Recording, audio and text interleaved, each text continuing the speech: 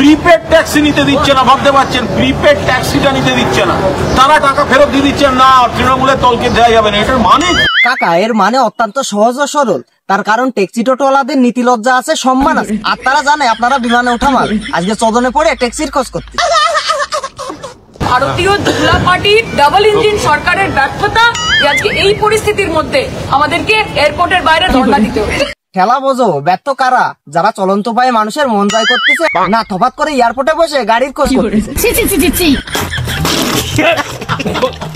এখান থেকে প্রমাণ হয় যে ডবল ইঞ্জিনের দুয়ারে গুন্ডারাজ আর বাংলার সরকারের দুয়ারে সরকার। কি কবা, কিছু করার আছে কি? মানে কিসের ভিতর কি পান্তাবাদ কি? আজকে বিজেপির সংসদকে মেরে নাক ভেঙে দিচ্ছেন, আর এখন একটা টোটো না পাওয়াতেই বিজেপি গুন্ডা, তাই তো? ফালতু কথা একদম কবি নে।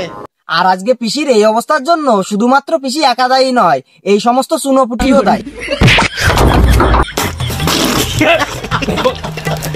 পশ্চিমবঙ্গে আসুন, মমতা বন্দ্যোপাধ্যায়ের কাছ থেকে শিখে নিন কিভাবে সব ধর্মের মানুষ, সব বর্ণের মানুষ, সব পলিটিক্যাল মানুষকে কিভাবে আপ্যায়ন করতে হয়।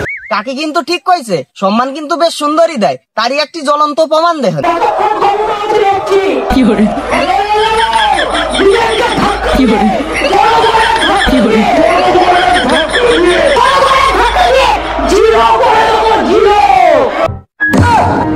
দেখলেন তো, আরো দেখেন কিভাবে আপ্যায়ন করতেছে।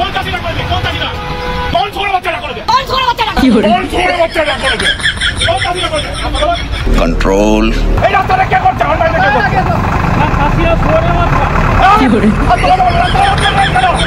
তো দেখলেন কিভাবে বাংলার বুড়ি মানুষকে সম্মান করে। ফালতু কথা একদম কবি নে। আপনাদের পশ্চিমবঙ্গে তো আপনারা 365 দিন ডেলিগেশন পাঠাচ্ছেন।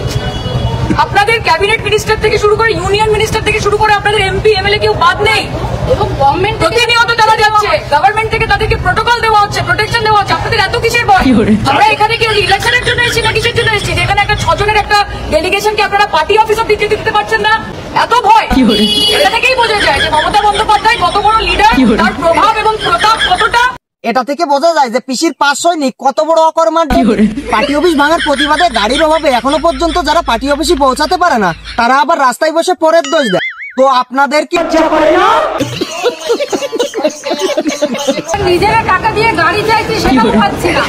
এরপরে বিজেপির নেতারা পশ্চিমবঙ্গে গিয়ে বড় বড় ভাষণ দেয়। কাকি কিন্তু আবারও ভুলভাল কথা করছে। তার কারণ পশ্চিমবঙ্গে যারা যায় তারা কিন্তু যানবাহনের সমস্যায় পড়ে না। আর বাসনের কথা করছেন তো, বাসন কারা মারে? যাদের কলিজায় সৎ সাহস আর দম আছে। আর যারা চুরি করে আর তার সাথে বানা নিয়ে গল্প করে, তারাই কিন্তু এই সমস্ত বিপদে পড়ে। কিন্তু তোমরা কি জানো আমি একটা জীবন্ত লাশ?